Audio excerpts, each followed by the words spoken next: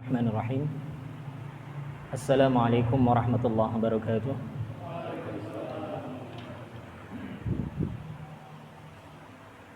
Innal hamdalillah nahmaduhu wa nasta'inuhu wa nastaghfiruh wa na'udzu billahi min shururi anfusina wa min sayyiati a'malina may yahdihillahu fala mudilla lahu wa may yudlil fala hadiya lahu. وأشهد أن لا إله إلا الله وحده لا شريك له وأشهد أن محمدا عبده ورسوله صلى الله عليه وعلى آله وأصحابه ومن تبعهم بإحسان إلى يوم القيامة أما بعد. معاشر المسلمين والمسلمات rahimani wa rahimakumullah. Alhamdulillah, kita bersyukur kepada Allah Subhanahu wa taala atas limpahan nikmat yang telah Allah Subhanahu wa taala berikan kepada kita,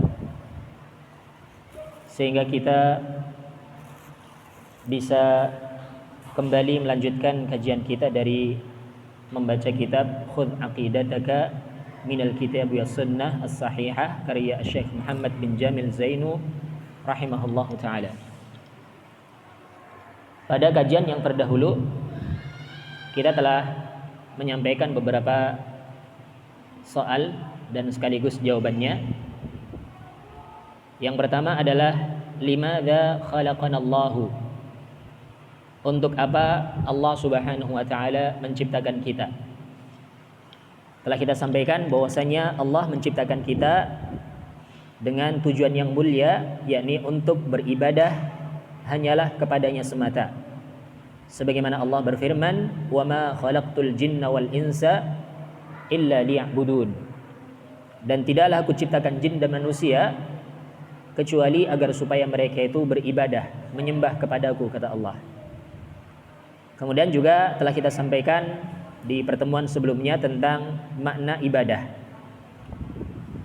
Ibadah itu adalah ismun jami'un lima yuhibbuhullahu minal aqwali wal af'al. Ibadah itu adalah semua nama yang mencakup segala sesuatu yang Allah cintai. Saya ulangi lagi, ibadah itu adalah segala sesuatu ataukah semua nama yang mencakup segala sesuatu yang Allah cintai, baik itu berupa ucapan maupun perbuatan. Kemudian juga kita telah menyampaikan permasalahan yang ketiga, soal yang ketiga, kaifa na'budullaha? Bagaimana kita menyembah, yakni kita beribadah kepada Allah? Jawabannya adalah kita beribadah kepada Allah sebagaimana apa yang Allah dan Rasulnya perintahkan kepada kita. Karena ibadah itu adalah sesuatu yang sudah Allah tetapkan, sehingga tidak boleh seseorang itu melakukan bentuk ritual ibadah kecuali dengan apa yang telah Allah dan Rasulnya tetapkan. Tidak boleh seorang itu membuat ritual-ritual ibadah yang tidak pernah Allah dan Rasulnya ajarkan, sehingga hukum asal ibadah itu haram sampai ada dalil yang menunjukkan perintahnya. Ini yang perlu kita pahami bersama ya. Hukum asal amalan ibadah itu haram, maksudnya tidak boleh seseorang itu melakukan bentuk peribadatan sampai ada perintah baik dari Allah Subhanahu wa taala maupun dari Rasulnya sallallahu alaihi wasallam. Sehingga ketika kita diajak untuk melakukan sesuatu yang itu merupakan bentuk ibadah, tidak mengapa kita tanyakan, apa pernah Rasul mengajarkan ibadah yang seperti ini? Kalau tidak pernah, kita tinggalkan saja. Ngapain capek-capek kalau ternyata ibadah kita enggak diterima? Karena Rasul bersabda, "Man 'amila 'amalan laisa 'alaihi amruna fahuwa raddun." Barang siapa yang melakukan amalan yang tidak ada perintahnya dari kami, maka amalan tersebut tertolak. Ini jelas ya. Hadis dari Aisyah radhiyallahu taala anha, riwayat Muslim dalam sahihnya, yang menjadi dalil bahwasanya hukum asal ibadah itu adalah haram sampai ada dalil yang memerintahkannya. Sehingga kalau berbicara ibadah jangan tanyakan mana ada larangannya, bukan ya. Tapi kalau berbicara ibadah kita tanyakan dalil mana ada perintahnya ya. Berbeda halnya dengan urusan duniawi. Kalau urusan duniawi, hukum asalnya itu halal dan boleh. Kecuali ada dalil yang menunjukkan larangan. Kalau kita melakukan sesuatu dari urusan duniawi, kemudian ada orang yang melarang, baru kita tanyakan mana dalil yang melarangnya. Jadi jangan dibalik ya. Sebagian orang kan terbalik di dalam apa? Di dalam menerapkan kaidah ini. Ketika kita mengingatkan, kok kamu melakukan ibadah seperti itu? Kemudian dia terkadang mengatakan mana ada dalil yang melarangnya. Tidak seperti itu ya. Kalau ibadah itu justru tanyanya adalah mana ada dalil yang memerintahkan. Ya. Tapi kalau dalam urusan duniawi, dalam urusan selain ibadah, maka hukum asalnya silahkan kita melakukan apa, silahkan kita mengkonsumsi apa dari urusan duniawi sampai kita tahu kalau ada dalil yang melarang kita tinggalkan. Ya, berkaitan dengan muamalah sehari-hari, ya, berkaitan dengan adat istiadat, ini hukum asalnya boleh. Kecuali nanti ketika ada dalil yang melarang adat istiadat itu. Kecuali nanti kalau adat istiadat itu bertentangan dengan syariat, baru kita tinggalkan. Semisal contoh berkaitan dengan masalah pakaian ya. Silahkan mau pakai jubah, mau pakai gamis, mau pakai baju koko, mau pakai jas. Karena ini urusan apa? Urusan duniawi, silahkan boleh. Selama itu tidak bertentangan dengan syariat. Kecuali kalau memang pakaian itu pakaian yang dilarang dalam syariat. Semisal mungkin pakaian yang terbuat dari sutra. Untuk laki-laki ini haram untuk menggunakan. Karena ada dalil dari Rasul yang melarang hal itu. Kecuali kalau pakaian itu nggak memenuhi syarat. Ya. Misalkan mungkin ada pakaian tapi pakaian tersebut tidak menutup aurat. Ya. Maka hal ini tidak boleh untuk digunakan. Karena salah satu tujuan berpakaian itu adalah untuk menutup aurat. Jadi seperti itu ya. Kalau berbicara urusan duniawi, maka silahkan kita lakukan. Kecuali kalau memang ada dalil yang melarang. Ini kaidah ini hendaklah kita fahami baik-baik. Ya. Berkaitan dengan teknologi, ini juga urusan duniawi ya. Boleh saja. Meskipun di zaman Rasul dahulu tidak ada. Di zaman Rasul dulu kan tidak ada HP. Tidak ada pengeras suara. Tidak ada mungkin mobil motor, tidak ada. Dulu naik haji ya, kalau nggak jalan kaki, naik onta atau naik kuda. Ya. Ini kan urusan teknologi, urusan duniawi ya. Sehingga jangan mengatakan kalau begitu, kalau kamu mau ikut sebagaimana Rasul, kamu haji naik jalan kaki saja. Ini keliru. Karena pesawat ini kan urusan duniawi, nggak masalah digunakan. Pengeras suara urusan duniawi, HP dan yang semisalnya urusan duniawi, urusan teknologi. Maka ini hukum asalnya boleh. Halal, silahkan digunakan. Kecuali nanti ada dalil yang menunjukkan larangannya. Kembali kepada permasalahan ibadah ya, hukum asalnya itu tadi haram. Sehingga kita beribadah sebagaimana apa yang Allah dan Rasulnya perintahkan kepada kita. Tidak ada perintahnya dari Allah dan Rasulnya, maka kita tinggalkan. Kalau ada, kita laksanakan. Sehingga agama Islam itu agama yang mudah sebenarnya. Cuman banyak orang yang mempersulit diri. Ya. Semisal contoh, mohon maaf ya, ketika ada orang yang meninggal, kalau dalam Islam itu justru yang memberikan makanan itu adalah tetangga-tetangganya, memberikan makan kepada keluarga yang sedang terkena musibah. Tapi sebagian adat ini kan berbeda ya, sudah terkena musibah meninggal, dia harus bikin pesta menyediakan makanan untuk tetangga-tetangganya. Ini kan keliru. Ini yang disebut adat istiadat bertentangan dengan syariat. Maka kita harus perbaiki hal ini. Tidak ditinggalkan tapi kita perbaiki ya. Kita rubah tadi. Harusnya yang dapat makanan itu, yang dapat kiriman itu adalah keluarga yang sedang terkena musibah. Tetangganya itu ngirim. Mungkin gantian lah. Hari ini mungkin si A, besok lagi si B. Supaya nanti dalam waktu 1 minggu ataukah mungkin beberapa hari, keluarga itu karena sedang sedih nggak usah masak, sudah kita tetangga yang masakkan, kalian tinggal makan saja. Kan seperti itu kan lebih indah. Tidak sebagaimana adat istiadat, adat yang di daerah kita barangkali ya, sudah jatuh ketimpa tangga, sudah ada musibah, keluarganya meninggal, kemudian karena nggak punya uang sampai hutang-hutang untuk bisa ngirim ke tetangga-tetangganya untuk bisa ngadakan pesta, acara-acara, makan-makan bareng. Ini kan terbalik sebenarnya. Sehingga kalau masalah seperti ini tentunya kita melihat bagaimana Islam mengajarkan.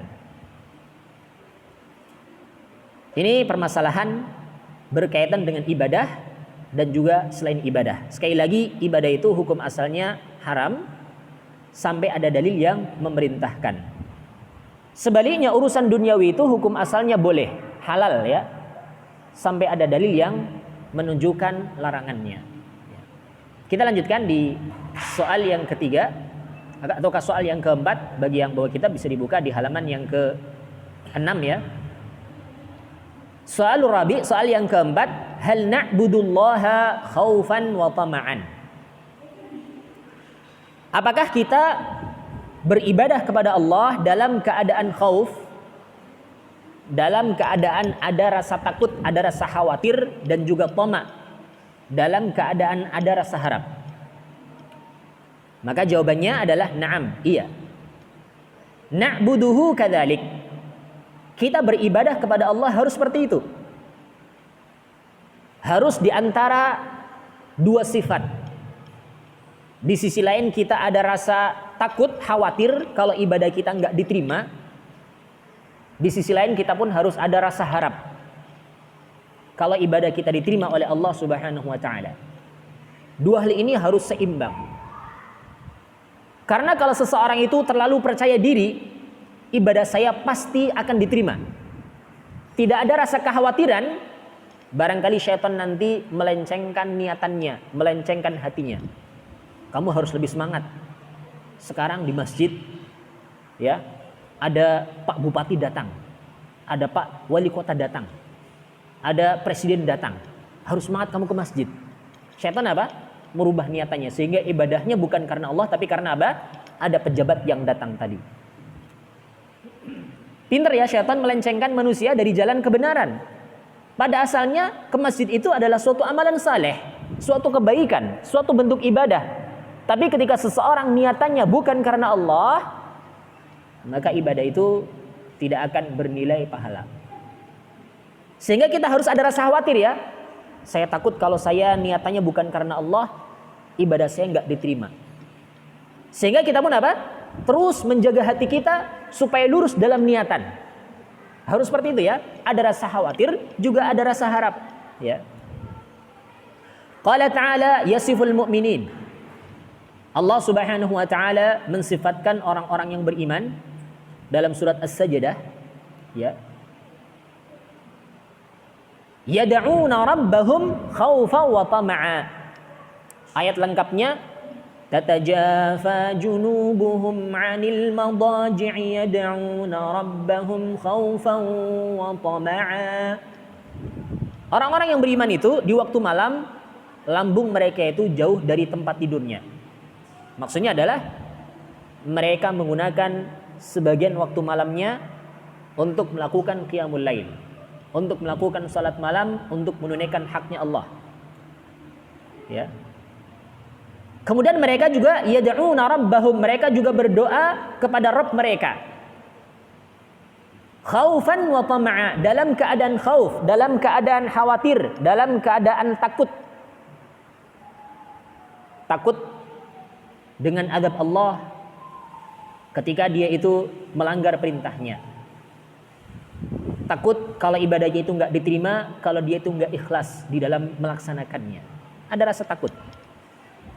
Tapi di sisi lain juga wa tama'an, dia pun ada rasa harap, berharap Allah memberikan rahmatnya, Allah mengampuni dosa-dosanya, Allah memberikan petunjuknya, Allah menerima amalan ibadahnya itu sehingga menjadi sebab kebaikan bagi dia dunia maupun akhirat. Demikianlah sikap seorang mukmin ketika beribadah kepada Allah Subhanahu wa taala dalam dua keadaan, khaufan wa tama'a.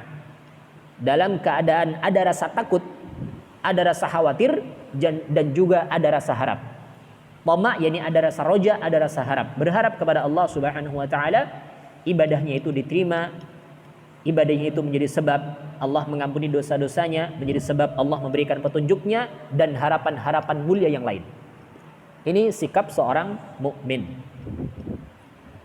Wa qala sallallahu alaihi wasallam, dan Nabi sallallahu alaihi wasallam bersabda, as'alullahal jannata wa a'udzu bihi minan nar.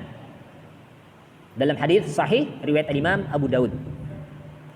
Rasul bersabda di dalam doanya, as'alullahal jannah, aku meminta kepada Allah surga. Wa a'udzu bihi minan nar, dan aku berlindung kepada Allah dari siksaan api neraka. Ada dua sikap ya. Ketika berdoa itu, dalam keadaan pertama berharap surganya Allah, meminta surganya Allah.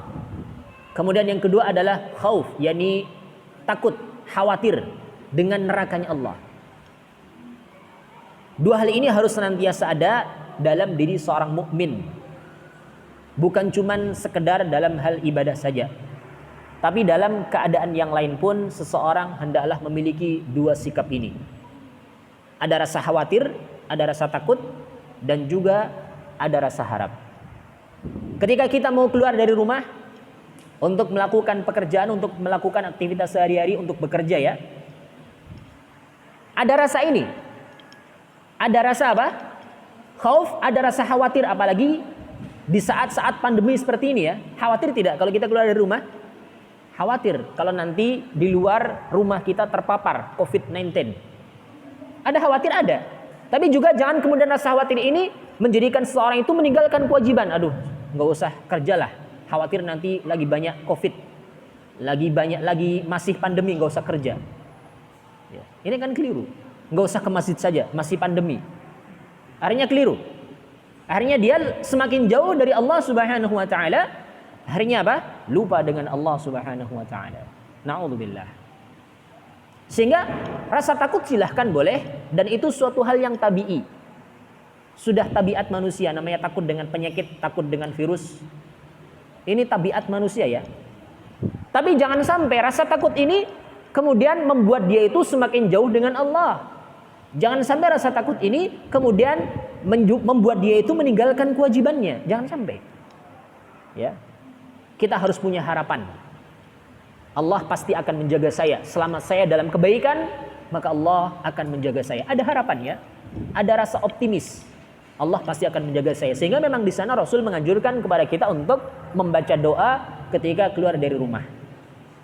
Salah satu doa yang Rasul ajarkan adalah Bismillahi tawakkaltu 'ala Allahi la haula wala quwwata illa billah. Dengan menyebut asma Allah, aku bertawakal.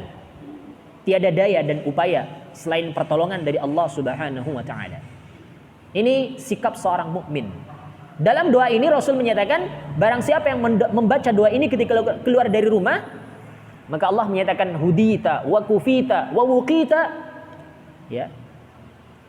Wa tanahha lahu syaitan. Kamu telah diberikan petunjuk. Ya. Kamu telah diberikan kecukupan. Kamu telah diberikan penjagaan, dan syaitan pun akan menyingkir dari engkau. Ini khasiat yang sangat luar biasa dari ketika seseorang itu membaca doa ketika keluar dari rumah dengan mengucapkan doa tadi. Maka ini tentunya menumbuhkan rasa harap dari kita. Bukan cuma rasa takut, tapi ada rasa harap. Fa insyaallah kalau saya keluar dari rumah dengan berdoa kepada Allah, meminta perlindungan dari Allah, kemudian kita tetap menjaga hal-hal yang harus dijaga. Mungkin ketika di kerumunan orang ramai, orang banyak, di pasar, di mal-mal dan yang semisal dengannya, gunakan masker. Khawatir ada penyebaran COVID. Di samping itu pun kebijakan pemerintah kalau nggak pakai masker didenda ya, ataukah dikasih hukuman untuk membersihkan kali ya. Ya memang itu upaya bagus pemerintah sebagai bentuk untuk upaya mereka untuk memutuskan rantai penyebaran COVID. Bagus, kita taati yang seperti itu. Ya. Kita ada bentuk tawakal kepada Allah dengan doa tadi, ada pula usaha. Rajin-rajin cuci tangan, ada tempat cuci tangan, ada sabun, kita ambil cuci. Kemudian jangan sering-sering tangan kita itu apa? Menyentuh bagian wajah. Apalagi hidung, mulut. Karena kan masuknya COVID itu menurut penelitian yang ada itu kan melalui dua ini ya, mulut dan COVID. mulut dan hidung ya. Sehingga jangan sering-sering. Ya, kalau memang kita terpaksa mau gatal mungkin hidungnya, ya sudah cuci tangan dulu baru ini. Ini upaya. Ya, ada tawakal kepada Allah dengan membaca doa tadi, ada juga usaha untuk menghindarkan dari wabah tersebut. Maka dengannya ada rasa harap, ada pula rasa khawatir. Ini suatu hal yang bagus yang hendaklah seorang miliki. Apalagi dalam urusan ibadah. Seorang beribadah nggak masalah. Saya beribadah dengan tujuan supaya Allah memasukkan saya ke surga. Saya beribadah karena saya khawatir kalau saya nggak beribadah, Allah akan mengancam saya dengan neraka. Ada rasa harap, berharap surganya Allah, berharap rahmatnya Allah, berharap ampunan dari Allah, tapi juga ada rasa khawatir dengan adab dari Allah, dengan hukuman dari Allah, dengan kemurkaan dari Allah. Ada rasa seperti itu. Ini perkara yang hendaklah kita miliki. Kita lanjutkan di soal yang kelima. Ma huwal ihsanu fil ibadah? Apa yang dimaksud dengan perbuatan ihsan? Perbuatan baik di dalam ibadah. Jawabannya adalah al-ihsanu huwa muraqabatullah ta'ala fil ibadah. Ihsan itu adalah merasa diawasi oleh Allah Subhanahu wa taala ketika seseorang melakukan ibadah. Ini ihsan dalam hal ibadah. Ihsan itu bentuk masdar dari kata hasuna, yahsunu ihsanan ya. Hasuna sendiri itu artinya baik. Sehingga kalau ihsan itu adalah kebaikan. Kebaikan ini ada dua macam. Yang pertama adalah kebaikan antara seorang hamba dengan Allah. Ini yang sedang kita bahas di sini, yakni kebaikan di dalam ibadah. Nanti juga ada ihsan dalam bentuk yang kedua, kebaikan dengan sesama makhluk.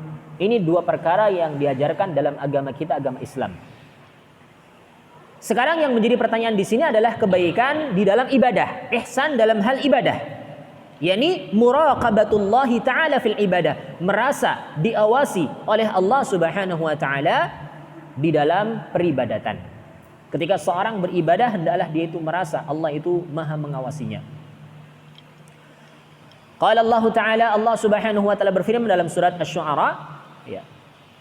Alladzi yaraka hina taqum wa taqallubaka fis sajidin. Dialah Allah yang senantiasa melihatmu ketika engkau berdiri di dalam salatmu, wa taqallubaka fis sajid, dan ketika engkau berbolak-balik ketika sujud. Allah Maha melihat kita. Sehingga ketika seseorang itu ihsan dalam hal ibadah, tentunya ihsannya ini akan mengantarkan dia kepada kekhusyuan, ya, dan juga keikhlasan, ya. Seorang yang ihsan di dalam ibadah, seorang yang berbuat baik dalam ibadah itu, maka kebaikannya ini akan mengantarkan seseorang yang pertama tadi kepada kekhusyuan. Kemudian yang kedua adalah kepada keikhlasan. Meskipun tiada seorang pun yang melihat di tengah malam ketika orang seluruhnya sedang tidur, bahkan istrinya pun nggak tahu, anaknya pun nggak tahu, dia bangun untuk melakukan salat malam. Tidak ada yang tahu ya dia salat malam. Tapi seorang yakin, seorang yang memiliki ihsan, dia yakin Allah itu melihatnya, Allah itu mengawasinya, sehingga meskipun salat sendirian dia pun ikhlas dan dia pun semangat, khusyuk di dalam melaksanakannya. Tidak perlu kemudian update status. Oh, tenang sekali malam ini ketika sedang bersujud, ya, dalam keadaan sepi. Enggak usah update status, karena ini amalan rahasia antara dia dengan Allah. Ya. Enggak usah kemudian ya bikin tulisan di medsos, ya. Enggak usah. Karena justru nanti hal itu akan khawatirnya itu akan melencengkan dari niatannya. Tapi tetap dijaga keikhlasan. Ya.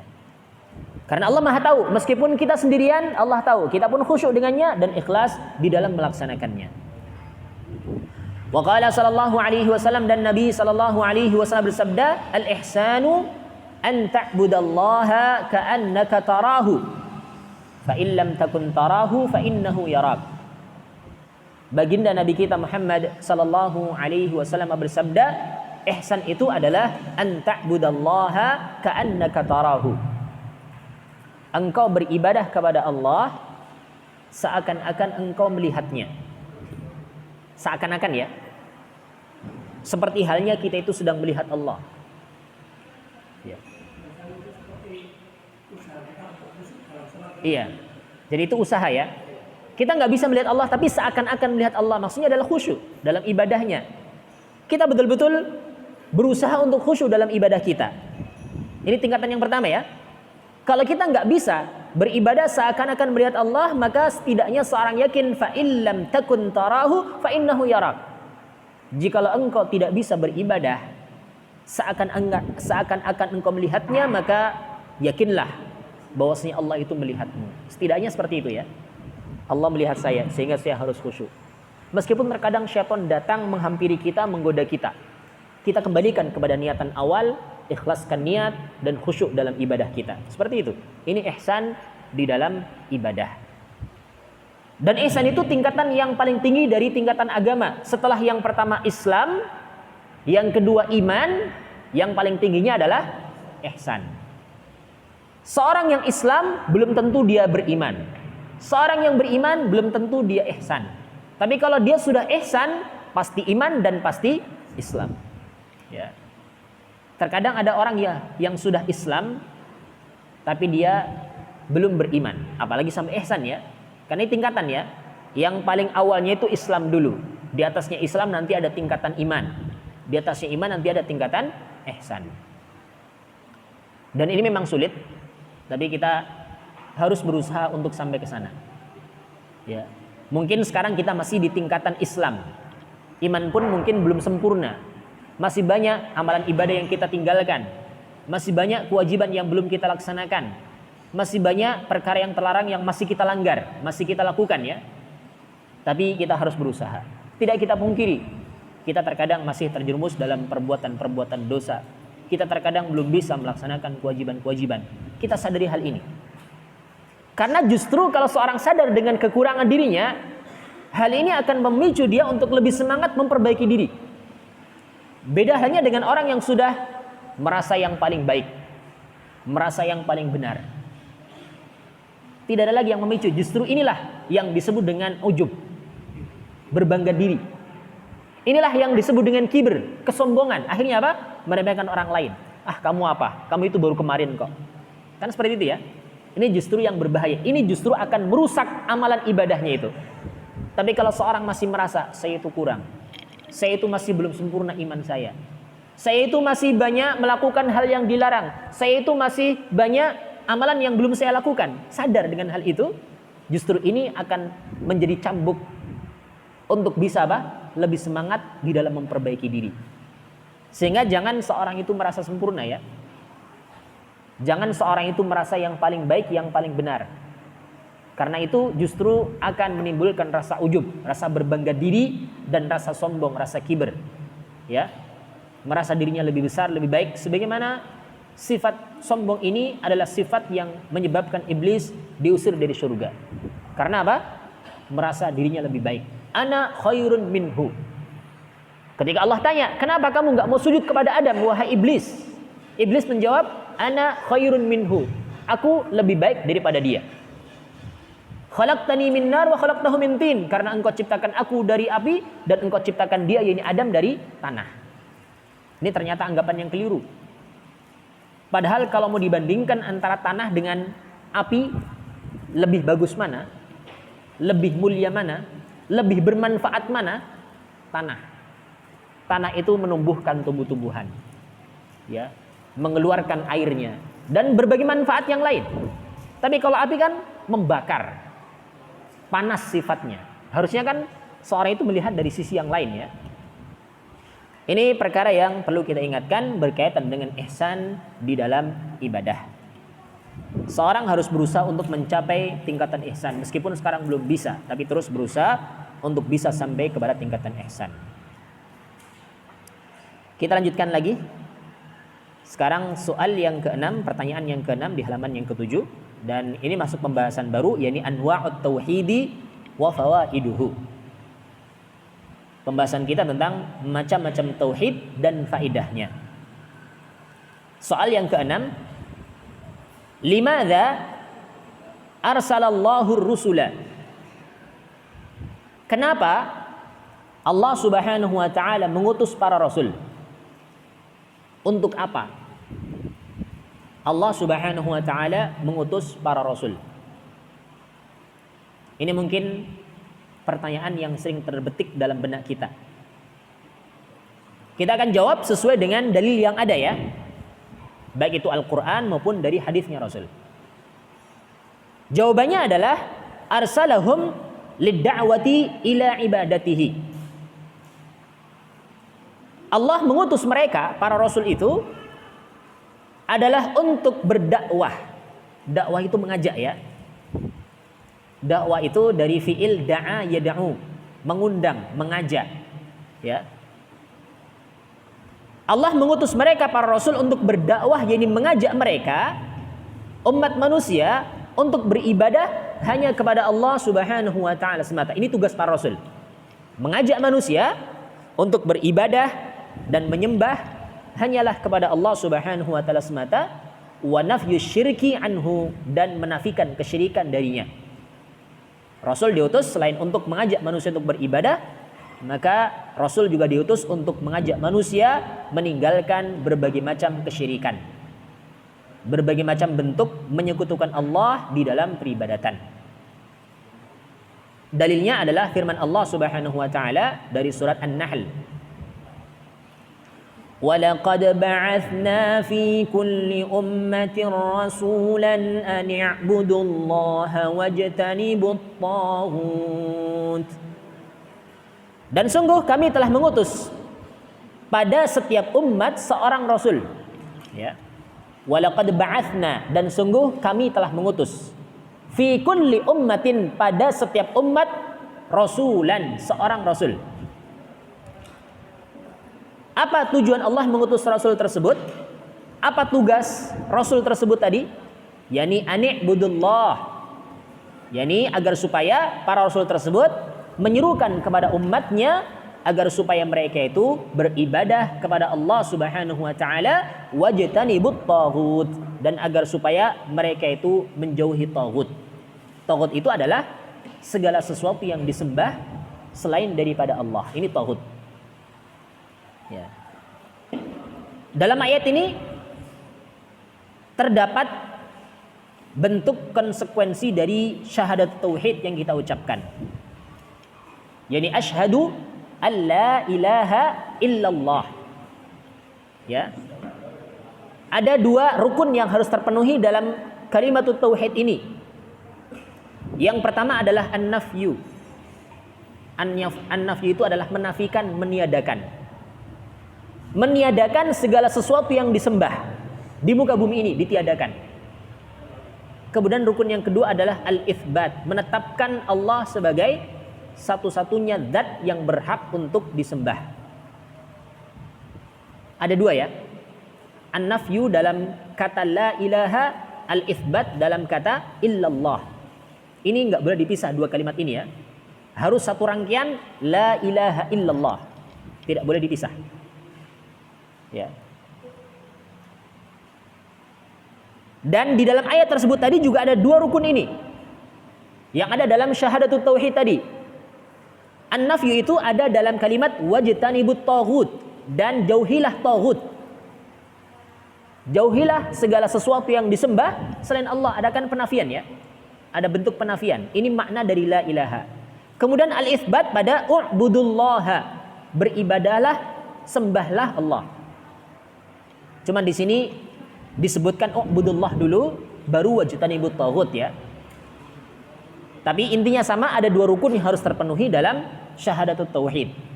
Yani penafian, yani menafikan, meniadakan segala sesuatu yang disembah di muka bumi ini, ditiadakan.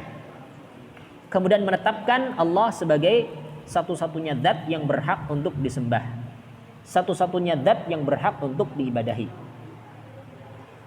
Dan taghut itu adalah asyaitan ad-da'i ila ibadati ghairillah. Taghut itu adalah syaitan yang menyeru untuk beribadah kepada selain Allah. Ini taghut. Saya terjemahkan tadi dengan segala sesuatu yang disembah selain daripada Allah. Ini yang menyeru adalah syaitan. Ada yang menyembah bebatuan, ada yang menyembah patung-patung, ada yang menyembah pepohonan, ada yang menyembah kuburan, dan seterusnya ya. Ada yang menyembah roh-roh halus, disebut dengan animisme ya. Ada yang menyembah benda-benda, disebut dengan dinamisme, dan isme-isme yang lain. Maka ini ditiadakan semuanya, kemudian ditetapkan Allah sebagai satu-satunya zat yang berhak untuk disembah, satu-satunya zat yang berhak untuk diibadahi. Ini tujuan Allah mengutus para rasul ya. Jadi agar supaya mereka itu mengajak umatnya untuk beribadah kepada Allah Subhanahu wa taala dan meninggalkan segala macam bentuk kesyirikan. Meninggalkan segala macam bentuk peribadatan kepada selain Allah Subhanahu wa taala. Ini tujuan dari diutusnya para rasul. Insya Allah untuk pertanyaan yang ketujuh dan seterusnya, karena sudah terdengar adzan Isya sepertinya di masjid lain, insya Allah kita lanjutkan di pertemuan yang akan datang. Sebelum saya tutup, silakan ada pertanyaan barangkali. Ya monggo.